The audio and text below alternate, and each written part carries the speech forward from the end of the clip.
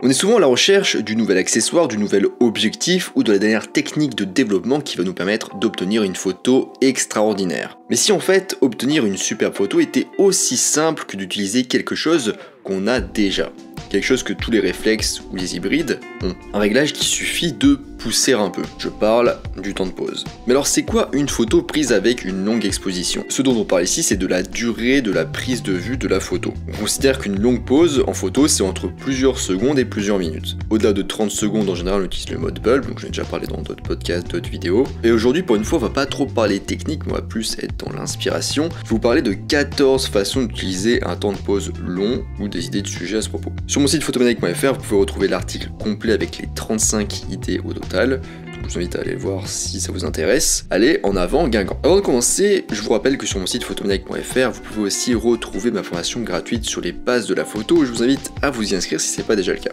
Première idée, les feux de circulation. Alors ce que j'aime bien avec ce sujet, c'est qu'il est original. En même temps, c'est un sujet aussi qui est banal et facilement trouvable. Alors c'est une photo que j'ai personnellement rarement vue et le rendu attire vraiment l'attention car c'est inhabituel. En effet, normalement on ne voit que le feu vert, orange ou rouge, mais avec la magie de la longue pause, on voit les trois en même temps. Alors d'ailleurs l'idée n'est pas forcément de prendre le feu tricolore du coup de face, mais plutôt de côté de préférence et durant une nuit froide avec un peu de brume qui va mettre du coup parfaitement en valeur la lumière et le sujet. Parce que du coup de cette manière on va voir du coup la diffusion des trois couleurs dans la brume.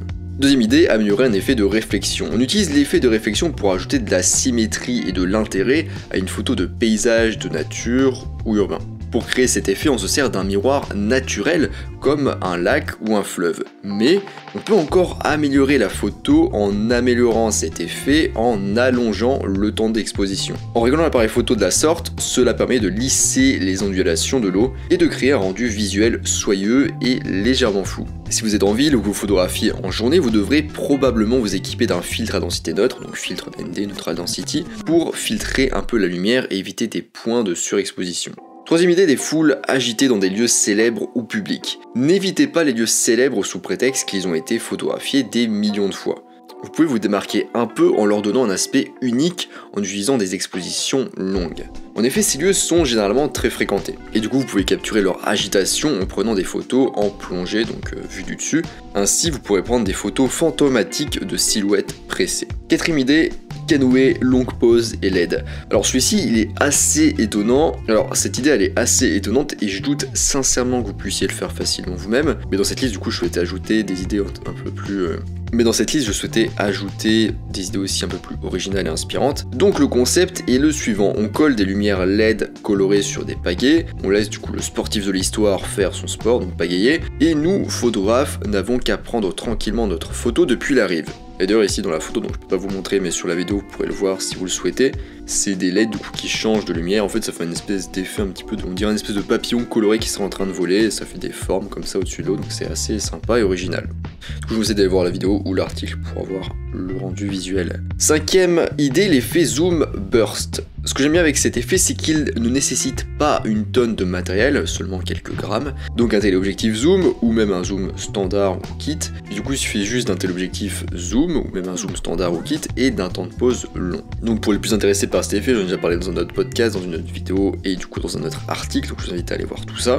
Et cet effet, je rappelle qu'il fonctionne très bien avec des sujets qui ont des lumières, notamment du coup les immeubles allumés la nuit, et aussi avec le ciel étoilé notamment. Sixième idée, le light painting. Ce concept est moins original dans le sens où il est assez populaire finalement, mais il n'en reste pas moins merveilleux à regarder. Et même si ce principe est connu, assez peu de personnes passent à la pratique, soyons honnêtes. Pour ceux qui ne connaissent pas, on peint avec de la lumière. Donc on prend une lampe, on fait des formes avec, devant notre appareil photo en pause longue. D'ailleurs on utilisera très probablement le mode bulb pour les peintures les plus longues et complexes. On peut aussi d'ailleurs se mettre en mode manuel. Alors l'avantage c'est que c'est pas salissant, l'inconvénient c'est que c'est assez technique, donc je vous conseille d'aller voir mon article et ma vidéo et mon autre podcast qui s'y rapportent. Septième idée, des insectes volants sous un lampadaire ou une lampe.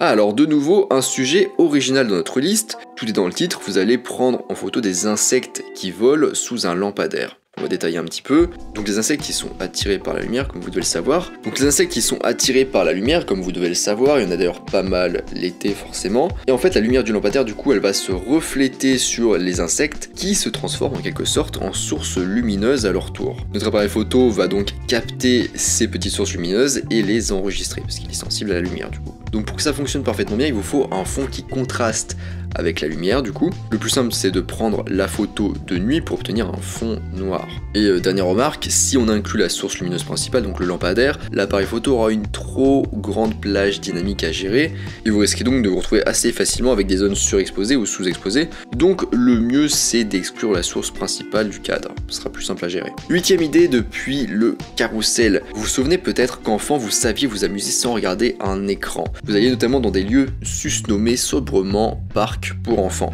Dingue. Et dans ces parcs, il y avait notamment des petits carrousels qui permettaient de faire vomir les plus sensibles de la bande. D'ailleurs, c'était peut-être vous. Alors maintenant, vous êtes peut-être plus grand, mais vous avez aussi de nouveaux jouets, et notamment votre appareil photo. Vous pouvez faire, c'est bien fixer votre appareil photo sur le carrousel, ou éventuellement vous mettre dessus avec, lancer la longue exposition et faire tourner tout ça. Donc si tout se passe bien, vous obtiendrez du coup un bout du carrousel net, et le reste qui est très flou, donc je peux pas très bien vous décrire l'effet, je vous conseille d'aller voir l'article ou la vidéo. Mais l'effet est sympa. 9ème idée, je l'ai appelé « Est-ce que mon aspirateur nettoie bien de partout ?» Alors pour le coup, c'est vraiment original et faisable assez facilement à la maison. Donc vous avez peut-être été victime du marketing et fait l'acquisition d'un petit aspirateur automatique. Ce petit être mécanique nettoie tout seul votre lieu de vie. Et bien si vous ne lui faites pas confiance, et on sait à quoi s'en tenir depuis Terminator, vous pouvez vous amuser à attacher une lumière clignotante sur ce dernier et à le mettre au travail. Pensez du coup éteindre les lumières environnantes et ça donne quelque chose d'assez sympa, ça donne des patterns, des motifs, des formes au sol, donc pourquoi pas, c'est à essayer. 10ème idée, les éclairs. Alors comme les feux d'artifice, les éclairs se prêtent parfaitement aux photos avec de longs temps de pause. L'utilisation d'une longue exposition permet là aussi de capturer plusieurs éclairs pour les mettre sur la même photo. Là aussi, j'ai fait un article à ce sujet, mais pas de vidéo ni de podcast. Je vous invite à aller voir tout ça sur photomaniac.fr. 11ème idée, le trafic terrestre. Alors j'ai fait un article à ce sujet que je vous invite à aller voir sur photomaniac.fr. Le principe est simple, sur Terre il existe des véhicules terrestres comme des voitures ou des bus, et leurs feux vont nous permettre de capturer ce qu'on appelle des traînées lumineuses bien sympas. D'ailleurs, si vous avez vous-même une voiture, vous pouvez même vous trouver une petite route de campagne un peu abandonnée et capturer vos propres traînées lumineuses tout seul avec l'aide de quelqu'un. 12ème idée, un tunnel depuis une voiture. Qu'on soit clair, je ne vous encourage pas à prendre des photos pendant que vous conduisez. Et du coup, pour cette photo, il vous faudra un pilote, un tunnel, un appareil photo, une bonne stabilisation et un pare-brise bien propre. Le plus délicat ici sera de ne pas trop faire bouger son appareil photo pendant que du coup la voiture est en marche. Et pour ça, il n'y a pas vraiment de solution miracle, il faut que la route soit bien plane et que vous stabilisez votre appareil photo, donc la voiture est de bonne suspension. Vous pouvez stabiliser votre appareil avec un trépied classique ou un GorillaPod, vos mains avec vos coudes bien contre votre corps, ou éventuellement un stabilisateur externe qui peut être assez cher rapidement comme un Ronin. Pas la peine d'aller jusque là, mais il y a des stabilisateurs comme ça externes qui existent. 13ème idée, les fontaines d'eau. Les fontaines fonctionnent aussi très bien pour ce type de pose. Si vous êtes proche des villes, ça sera probablement une meilleure solution que de partir dans la nature à la recherche par exemple de cascades. C'est aussi une bonne idée d'ailleurs les cascades.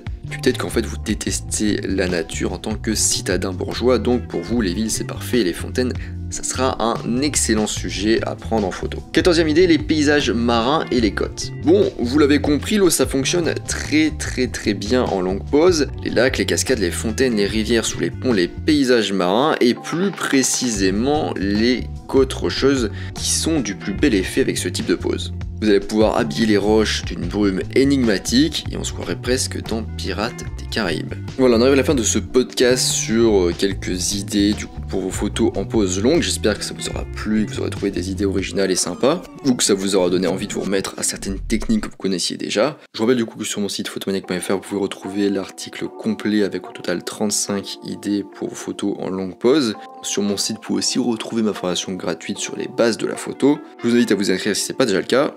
Moi je vous laisse ici à vos longues pauses et je vous dis à bientôt sur les internets mondiaux.